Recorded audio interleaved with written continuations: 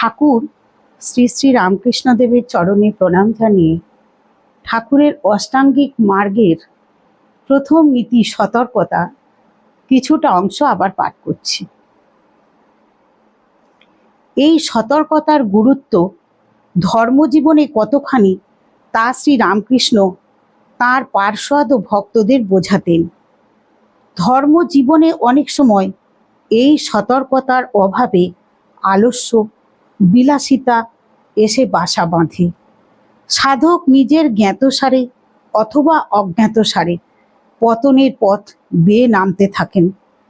প্রয়োজন এবং বিলাসিতার গণ্ডি ধীরে ধীরে মুছে যায় এবং ধীরে ধীরে বিলাসিতা প্রয়োজনের স্থান অধিকার করে। সতর্কতার অভাবে সাধক তার অন্তর্দৃষ্টি হারিয়ে ফেলেন এবং ক্রমে তার পতন সম্পূর্ণ হয়। এই সতর্কতা না থাকলে ধর্মজীবন গড়ে উঠতে পারে না। শ্রী রামকৃষ্ণ তাঁর পার্ষদদের এই বিষয়ে বারংবার সতর্ক করতেন এবং স্বয়ং কঠোরভাবে তাদের জীবনকে গঠন করতেন। এবং শ্রী শ্রী মা স্বামী বিবেকানন্দ, স্বামী ব্রহ্মানন্দ প্রমুখ তাদের জীবনের দৃষ্টান্তে এবং শিক্ষায় সতর্কতাকে অত্যন্ত গুরুত্বপূর্ণ স্থান দিতেন। জনৈক বিখ্যাত পাশ্চাত্য চিন্তাবিদের একটি অধিকতর বিখ্যাত উক্তির সাথে আমরা সকলেই পরিচিত। Internal vigilance is the price of liberty. স্বাধীনতার মূল্য নিরন্তর সতর্কতা। একটি জাতি বা দেশের অসতর্কতার অধিকাংশই তার স্বাধীনতা অপহৃত হয়। সেজন্য স্বাধীনতাকে অক্ষুণ্ণ রাখতে হলে প্রয়োজন সর্বক্ষণ সদা জাগ্রত সতর্কতার। কোন রন্ধ্রপথে শত্রুর আক্রমণ এসে উপস্থিত হবে তা কে জানে। ধর্মজীবনেও সেই রকম কোন অসতর্কতায়, কোন অসাবধানতার সূত্রে পতনের পথ প্রস্তুত হবে তা অতিবড় কৌশলী সাধকেরও অজ্ঞাত। সেজন্য মনের অলিতে গলিতে সর্বদা বিচারের সন্ধানী আলো ফেলতে হবে, যাতে মনের দ্বারা আমরা প্রতারিত না হই। ধর্মজীবনের তন্দ্রার কোনো স্থান নেই। আমরা অসাবধানতার কোনো অবকাশ দেব না। অ্যারিস্টটল বলতেন, there is no holiday in moral life.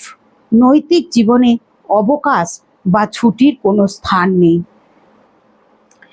Shri Ramakrishna বলতেন, কখনো মনে করো না তুমি নিরাপদ।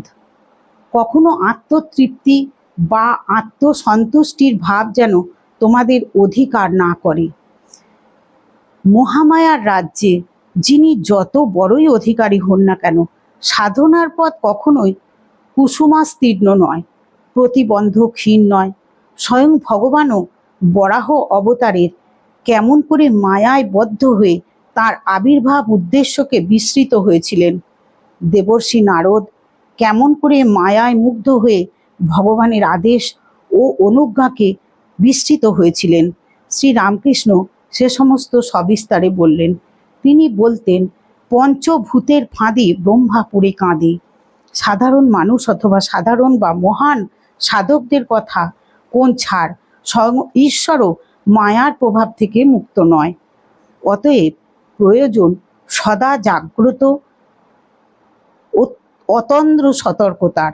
সতর্কতাই সাধকের জীবনকে সুরক্ষিত করে, তার চলার পথকে কণ্টক মুক্ত করে, তার অগ্রগতিকে অব্যাহত রাখে।